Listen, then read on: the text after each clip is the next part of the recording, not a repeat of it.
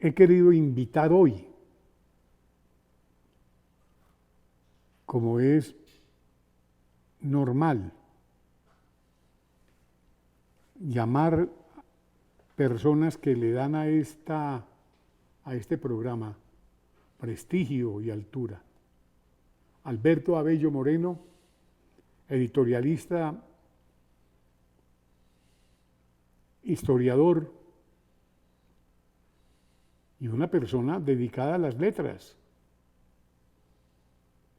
Un hombre que ha dejado huella en las páginas del diario El Nuevo Siglo en Colombia. Gracias por estar aquí hoy, doctor. Es un honor inmenso, ¿no? Y esos elogios que usted me hace, pues tan merecidos de todas maneras, es grato oírlos en una etapa en que además tenemos en común ese interés por Bolívar, de Manuelita y sus amores. Y yo no había podido traer en otros libros, en otras ocasiones el libro, y por fin lo pude traer y cumplir mi palabra, porque no podía quedar mal con el doctor William Calderón. Bolívar y Manuelita, como aparece ahí, y como lo reseña la Cámara, ¿es producto de qué?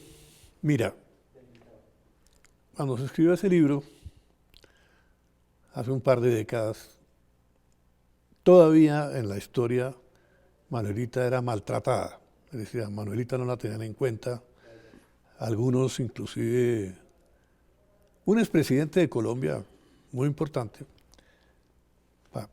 estaba por el Palacio de San Carlos y en ese momento vio que unos guías turísticos estaban hablando de que por ahí había saltado Bolívar por un balcón y ahí estaba Manuelita. Entonces el muchacho iba a decir que el amante Bolívar o algo así, la secretaria del Libertador, le dijo el presidente. Qué bien. ¿No? Porque no pensaban que era mal que se viera eso, de que fuera el amante o alguna cosa de eso. Pero en realidad Manuelita era un personaje ya muy interesante en la vida política del Perú, en la vida política del Ecuador, cuando Bolívar la conoce.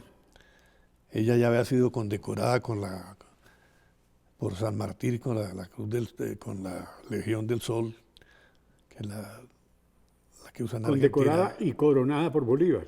Y, no, Bolívar no la conocía, en el momento estamos hablando. Ah, ya. Es que ella fue personaje por sí misma, por ser ella, quien era, en Lima, que digamos, Lima era una ciudad equivalente a París o cualquier ciudad importante de Europa, cuando Bogotá era una ciudad, un pueblito de 20.000 habitantes apenas en esa época, ¿no? Y muy incrustado dentro del continente, muy lejos de la salida del mar. Entonces, allá había una especie de corte, que aquí no la hubo, ni en Venezuela, ni en otra parte. En Lima sí, había grandes palacetes, grandes cosas, había condes, marqueses, nobles. Aquí había un par de carruajes de caballo, uno para el obispo y otro para el virrey. En cambio, allá había cientos de carruajes para los poderosos de allá. Para el virrey Sámano. Sí, entonces la gran diferencia entre Lima, además el Perú ahí había estado el imperio inca, que era poderosísimo y que llegaba hasta la Patagonia, prácticamente había entrado aquí a las selvas. No siguieron, ellos entraron acá, precisamente ahí donde se reunían las FARC, que es un sitio muy estratégico, hasta ahí llegaron, pero cayeron unos rayos, y ellos eran muy supersticiosos, era una cultura mágica, a pesar de que se veían tantas cosas, y los rayos quería decir que los dioses les decían que se devolvieran, que no siguieran su trayecto. Si hubiesen seguido, cuando llegaron los primeros aventureros españoles, se hubieran encontrado con todo esto ocupado por los peruanos y los indígenas de acá sometidos por los incas, ¿no? Entonces, Perú era demasiado importante, ¿no? Cuando se explotó la plata y el oro en Potosí, que eso era que pertenecía a Perú en aquella época, hay un estudio, un señor que se ganó un premio Nobel por eso, se trastornó el sistema monetario mundial con la cantidad de oro que salió de allá. ¿Y eso qué produjo? Una cosa muy especial. Los primeros que se dedicaron a la esclavitud fueron los negros, enviando a otros negros a la esclavitud. que eran prisioneros de ellos y los vendían a los árabes, que los vendían a otras personas. Ellos comerciaban de todos los árabes. Y también hubo esclavos blancos, también los vendían y todas esas cosas. Eso no fue exclusivo de una raza, ni mucho menos. Entonces, el oro produjo que se desplomara, la cantidad de oro que salía del Perú, se desplomara el valor del oro en el mundo, hasta China. Entonces, como no tenían los mismos ingresos que les daba el oro a los caciques africanos, resolvieron vender los prisioneros que ellos tenían para compensar esa falta de oro. Y así fue como fue progresando la esclavitud de una manera terrible. Y después el padre de las Casas, muy conmovido por lo que estaba pasando con los indígenas, que sufrían mucho cuando los traían acá y los ponían a trabajar de una manera terrible y tal, resolvió que se importaran negros para que también sufrieran y trabajaran, pero que pensaba él que iban a sufrir menos que los otros, ¿no? Algo que plantea en un libro Borges, en las primeras renglones del libro, ¿no? Esa conmiseración trágica por el prójimo. Entonces, Bolívar y Manuelita se conocen en un momento de esplendor de ambos. Ella viene de la gloria de haber conocido a San Martín, de haber estado en los mayores bailes. Su marido era un médico inglés, tenía un gran prestigio en Lima, todas estas cosas, condecorada, las tropas la admiraban porque era una mujer bella. Y en el mundo hispano siempre la belleza ha sido admirada. Y Bolívar venía de liberar la Nueva Granada, de liberar a Venezuela, donde había tenido primero derrotas terribles. Él fue derrotado en la Primera República de Venezuela, lo habían acusado de haber hecho perder la tragedia de Miranda, lo acusan a él, y fuera de eso él entrega a Miranda a los españoles. Entonces Bolívar había aparecido en Cartagena, donde hizo lo que hemos comentado los dos alguna vez, es que hace un estudio, un análisis de por qué derrotaron en esa guerra a muerte tan terrible, por qué fueron derrotados, y explica qué es lo que debe hacer, qué es lo que hay que cambiar. Es cuando él contempla la posibilidad de que hay que traer mercenarios, porque eso de tener un fusil en la casa, que salir con el fusil a defender la sociedad no es suficiente. Hay que tener tropas especializadas para poder combatir a los españoles, que se han dado cuenta que son muy buenos combatientes, ¿no? Entonces, él plantea en ese famoso manifiesto una serie de cosas sobre el gobierno unitario, centralista, que llega a manos de Camilo Torres, que era un hombre genial, era un jurista.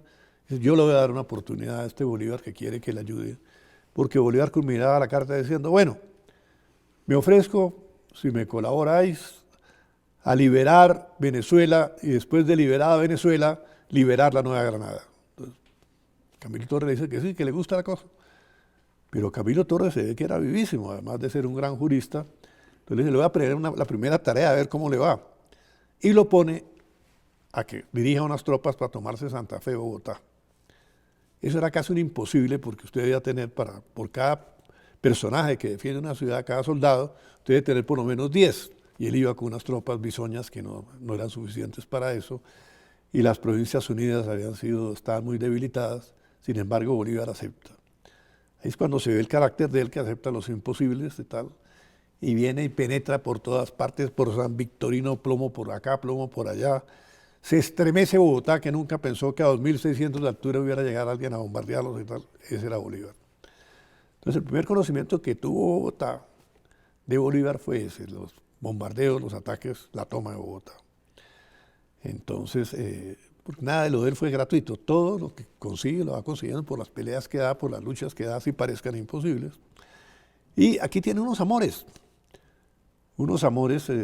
breves de un personaje que ya era soltero, él era viudo, y entonces el soltero, pues claro, si se hubiera quedado en la ciudad todo el tiempo, hubiera tenido unas pocas muchachas, o una o dos, o no, o alguna, pero no había tenido la frecuencia de otras, porque él lo que pasa es que es un itinerante, él va a estar de pueblo en pueblo, de ciudad en ciudad.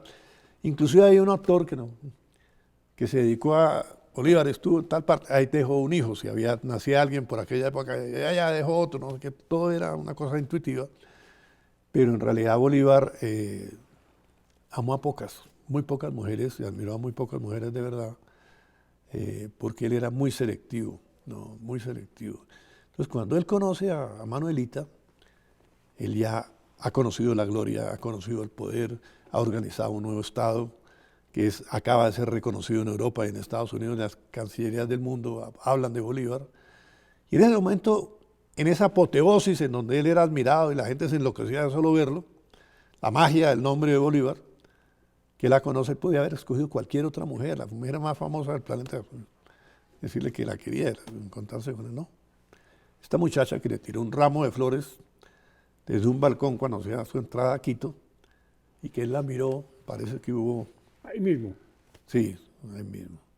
Entonces por la noche se la presentan al doctor Larrea en su casa, un caballero muy distinguido ¿Era un médico?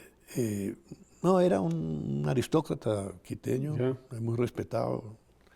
Le había tocado ayudar a las cosas de la independencia, se la presenta. Y ella ya conocía a Sucre, porque Sucre... Sucre es su pariente, ¿no? Sí, él acababa de liberar precisamente a dar la batalla. Sucre es pariente de Alberto Abello Moreno. Sí. Nosotros A propósito de Sucre, no nos salgamos del tema, pero a propósito de Sucre, ¿quién lo mandó a asesinar? Bueno, Sucre es el heredero en parte de la gloria de Bolívar y es el heredero de los enemigos de Bolívar también. Obvio. Porque pues todo el mundo, nadie podía competir militarmente con Sucre. Incluso Bolívar a veces se pone celoso de los triunfos de Sucre, que habla muy bien de él, porque él quería la gloria de ganar todas las batallas. Pero de repente Sucre fue el que liberó a América y todas las cosas, y siempre le dolía un poco a Bolívar. Pero cuando... Como con Córdoba. Pero Córdoba no era estratega, era valeroso, ¿no? El gran estratega, es que mire, el primero que... Pues, Sucre primero era ingeniero militar, era la carrera que escogía de las armas, pero sus antepasados eran militares, ¿no? Y él había sido secretario, comandante del grupo de generales franceses que había llevado Miranda a Venezuela y había aprendido algo de francés y leía los libros de estrategia franceses y tal. Después le ha tocado toda la guerra a muerte con Mariño, el general Mariño, que era uno de los que competía con Bolívar para ser el libertador él. Y al final conoce a Bolívar y se forma un entente de Bolívar-Sucre. Entonces termina Sucre favoreciendo a Bolívar porque en Venezuela Bolívar tuvo mucha oposición. Sí, no hay, nadie es profeta en su tierra. De Mariño, de Bermúdez, de Páez, todos se oponían a Bolívar. Pero Sucre además era un talento diplomático, entonces Bolívar le encarga, mire, suavice esto, hágame esto, tal, y se van haciendo amigos poco a poco de un joven general de 21 años. Y cuando viene ya la campaña de liberar a la Nueva Granada, Bolívar le encarga que recoja todos los barcos que haya por el Orinoco y que haya por las costas de Venezuela, porque los necesita para transportar tropas y cosas. Le encarga que vaya a comprar armas al Caribe. La única compra de armas importante que hubo fue esa, que la hizo Sucre, Santander le entregó el dinero y él entregó las armas después. Pero además tiene que requisar todos los barcos y los comestibles que haya, porque eso no había plata, había que quitarle al que tuviera las cosas y punto, después se le pagaba. Y trae la Legión Británica por el Orinoco, que es por donde entra la Legión, y sin la Legión Británica no había habido batalla de Boyacá, no había habido independencia de Nueva Granada ni nada. Entonces Sucre, que había estado detrás, es el que había detrás de la organización, de los abastecimientos, de todas estas cosas. Por eso alguna vez comentábamos contigo, que le pregunto a Valeri, oiga, ¿y quién es ese mal jinete que viene ahí porque corcovaba el caballo? Tenía problema de una herradura. Ese es Sucre, es el general Sucre, ese es el único que tiene las condiciones de Urdaneta, de Santander, de fulano, de tal, de Anzoátegui, es decir, inteligencia, organización, intuición, todas estas cosas, y es el único que quizá un día me rivalizará en la gloria, dice, cuando nadie conocía la Nueva Granada de Sucre. ¿Pero por qué es eso? Porque Bolívar se anticipaba a los acontecimientos. Ya la batalla no iba a ser una batalla, la guerra no iba a ser solo de guerrillas, se iba a hacer con ejércitos regulares, con cañones, con artillería, con estrategia, con todo. Entonces, porque en el Perú había las tropas más experimentadas de España, estaba el general Valdés, estaba el virrey La Serna, un gran combatiente, un hombre valerosísimo, ¿no? Y además los indígenas estaban de parte de la corona española. Entonces, él pensaba ya con quién organizó yo la cosa. Por eso, cuando se hace la Constitución de Cúcuta, que es con fundamento de la que se ha hecho en Angostura, Bolívar lo único que le interesa es que pongan un artículo donde diga, le damos poderes extraordinarios para que pueda dirigir tropas en el exterior al presidente de Colombia, que eso no lo querían poner ellos, pero obligó a que los pusieran. Entonces ahí al poco tiempo organiza las fuerzas, organiza todo, y es cuando Bolívar se dirige al sur, y es cuando Sucre también se dirige al sur, liberan el Ecuador, todas estas cosas, y es cuando viene el famoso general San Martín a Guayaquil. ¿Por qué era tan importante el conocimiento que tuvo Bolívar de Manuelita? Eso ningún historiador se ha dado cuenta. Sencillamente, Manuelita, Bolívar era conversador cuando bailaba. El vals permitía hablar con la pareja, ¿no? El rock and roll no, pues usted no puede estar saltando ahí y tal, se muerde la lengua. No, entonces él le bueno, ¿qué se hace en Quito? ¿Qué se hace en Perú? ¿Qué hace tal en Quito? Tal, y no, yo estoy condecorada, todo era amigo, conocía a todos los personajes de bueno, ¿cómo es la política? No, pues a San Martín, un gran hombre y tal, pero las Provincias Unidas, o sea, Argentina, le quitaron el respaldo, entonces está debilitado. Y San Martín llegaba a Guayaquil con la inspiración de crear la República del Sur, que era la unión del Perú, Guayaquil y Panamá. Entonces, cuando ella le dice eso a Bolívar, que era un avión, inmediatamente después de que está con ella y todas las cosas, se reúne con Sucre tempranísimo, me imagino. Váyase, tómese como sea Guayaquil. Guayaquil era medio independiente, estaba en manos de unos quiteños y tal, de unos políticos ecuatorianos, y se va para allá, Sucre, y arregla, y se toma Guayaquil.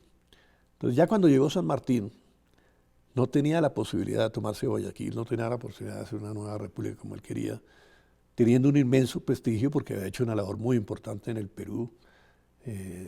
Cuando uno lee las memorias de Arenales y ciertos generales de él, y todo, fue una lucha importante la que se hizo.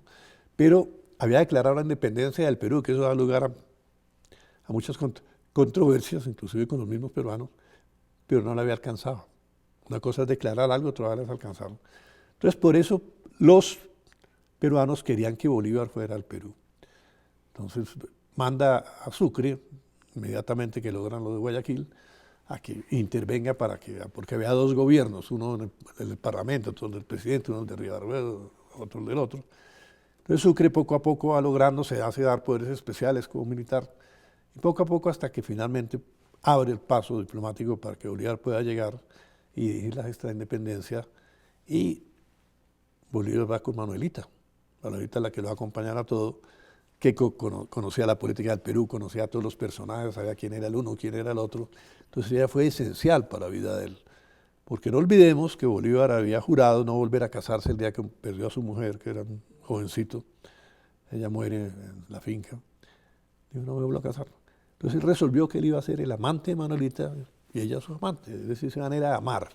Sí. Un amor libre, pero conocido, reconocido en las cancillerías, en todo eso, escandalizado hasta el gato, ¿no? Y ese amor se hizo y recorrió la América con los altibajos de todo gran amor, de toda pasión, de toda cosa. ¿Quién ordenó el asesinato de Sucre? Pues mire, aquí resolvieron en un momento de romanticismo político equivocado y de locura colectiva, nada menos que asesinar a Bolívar. Sí. Entonces está el atentado septembrino. Ah, sí, claro. Y la mujer más importante ese día del atentado septembrino, la única mujer que figura en la historia de Colombia con un papel fulgurante, fue Manuelita. Porque Manuelita estaba, ese día por esas epidemias que dan en Bogotá, todos estaban resfriados, todos estaban enfermos, el edecán de Bolívar, todos, Bolívar estaba con los pies metidos en un balde con agua caliente, tratando de quitarse una peste de esas de gripe, de ese frío que es Bogotá, ¿no? Y de repente oyeron tiros y cosas y tal. Y Manuelita le prestó las botas de ella, que lo tenía cerca. Bolívar tenía pichiquitos, se las puso. Le dijo, salga por esta ventana. Bolívar salió armado, pero con las balas de un revólver no podía tener una conspiración. Entonces se tiró para que le salvaran la vida. Y dijo a Manuelita que la cosa no era contra ella. Entonces Manuelita lo que hace es detenerlos momentáneamente, pero ellos se dan cuenta que Bolívar se les ha escapado. Entonces salen a buscarlo. La maltratan un poco allí. Están personajes que pertenecen a la historia, pues, inclusive Florentino González, que era en aquella época el liberal o radical más conocido, un personaje muy culto, muy valioso, estaba conspirando ahí. Estaba Rojas, que era don Ezequiel Rojas, que fue el que hizo el primer programa liberal, ahí estaba. Estaba Mariano Espina Rodríguez, que en aquella época era jovencito, era liberal santanderista, porque eran del mismo colegio con San Bartolomé, era su jefe. Bueno, una serie de personajes están ahí que conspiraron contra Bolívar, convencidos de que estaban haciendo lo mismo que hicieron con César, esos senadores romanos, Bruto y todos esos que mataron a Julio César. Entonces una distorsión de la historia y un localismo enfermizo que tenían, porque ¿qué pasaba? Muchos en Caracas no entendían la Gran Colombia, muchos en Santa Fe, Bogotá tampoco entendían la Gran Colombia, otros en Quito tampoco, es decir, eso fue algo que Bolívar impuso porque él sabía, él antes de que existiera la geopolítica como ciencia, entendía que los grandes estados tenían grandes espacios. Entonces él decía, si la Nueva Granada, Ecuador y Venezuela no están unidos con Panamá, no será nada ninguno como nación, entonces tienen que estar unidos. Entonces, ¿qué pasó? Que ya después de que se gana la independencia, conspiran los de Bogotá contra los de Caracas, los de Quito contra los de acá, los de Panamá, todas las cosas, y el único obstáculo para ellos es Bolívar, pero de repente aparece Sucre, que ha sido el héroe que libera al Perú y todas las cosas, y entonces resuelven que hay que asesinar también a Bolívar, a Sucre. Sucre, claro. Porque hay una carta que le manda Bolívar a Manuelita que le dice, mira, quiero que le digas a los amigos que voy a elegir de sucesor a Sucre en la Gran Colombia y habla con ellos para que preparen el terreno. Pero además Sucre acaba de ganar la batalla del Portete de Tarqui, en la que había derrotado a Gamarra, a Santa Cruz, a todos esos tipos generales peruanos, los había derrotado, pero de una manera impresionante. Entonces era el héroe de la Nueva Granada. Entonces cuando llega a Bogotá, preside el Congreso Admirable y los estudiantes de Rosario le hacen un recibimiento colosal que a nadie se lo habían hecho, a pesar de que él era alejado de esas cosas del tumulto y tal, pero le tocó aceptar eso. Sino que él se va para Venezuela para tratar de que Venezuela con el arzobispo Esteves no se separe de la Nueva Granada. Y regresa para buscar las tropas que tienen en Quito y todas esas cosas para consolidarla, que no se vaya a desaparecer la Gran Colombia. Y Bolívar ya se había ido por el Magdalena, le manda una carta muy linda, que terrible no haber estado en esa despedida, pero que bueno, que pronto se volverán a ver y tal. Entonces, mientras Sucre agarra para la zona de Popayán, para la zona del Huila primero, en Huila lo trata de matar el barquero, parece. ¿Quién? El que lo lleva en una barca, parece que por órdenes de José Hilario López. ¿No? Pero la magia de Sucre no se atrevió a matar, ¿no? Tenía la pero no se atrevió. Llega a Popayán y cuenta el arzobispo Mosquera que cuando llegó Sucre le llegó una carta que era para Obando y él la envió. El arzobispo Mosquera muy pariente hermano de Tomás Cipriano. Ah, de Mascachochas. Claro, sí, de Tomás Cipriano Mosquera.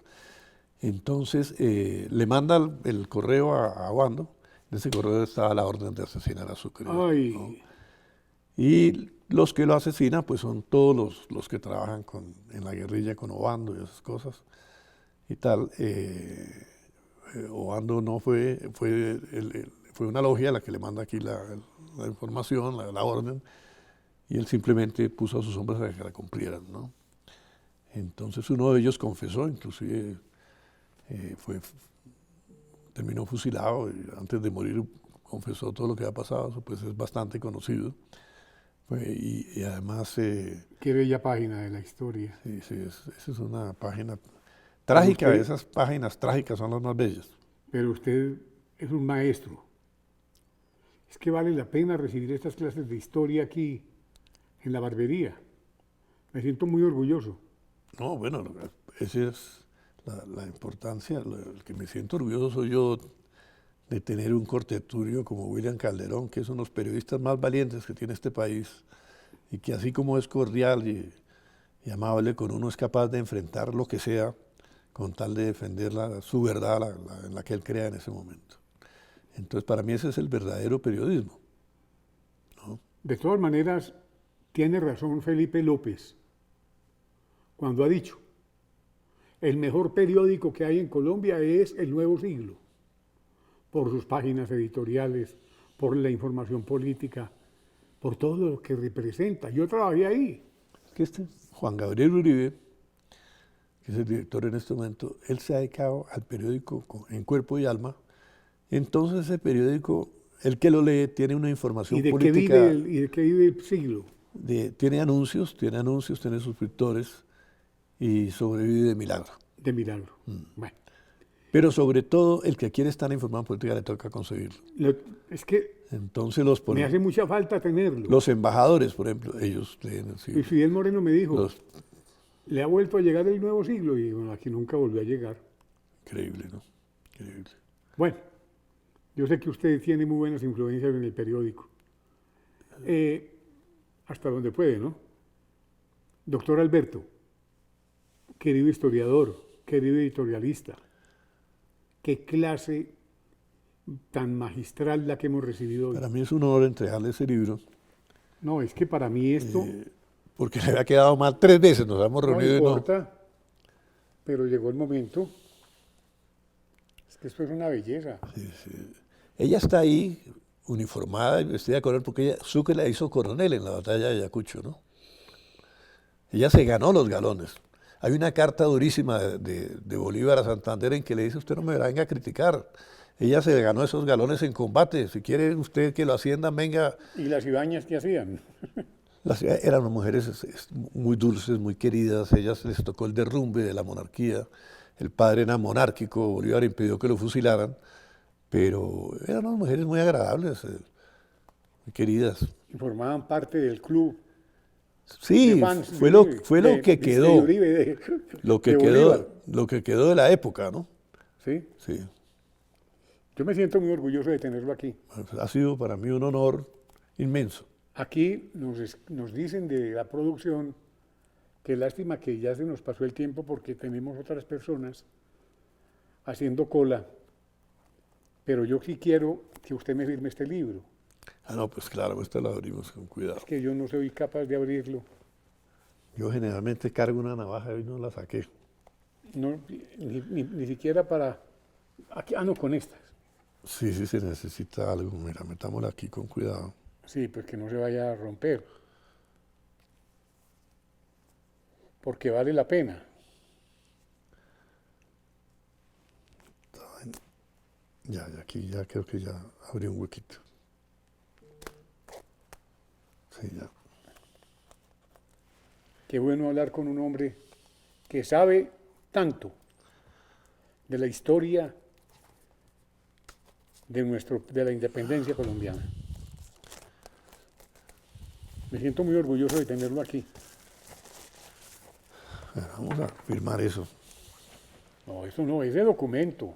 Ese documentico. Bolívar y Manuelita, una pasión histórica. ¿Dónde lo compran? ¿Dónde lo venden? Esto está en la Nacional, está en varias librerías y va a salir otra edición porque esta ya se agotó. Ya. Entonces,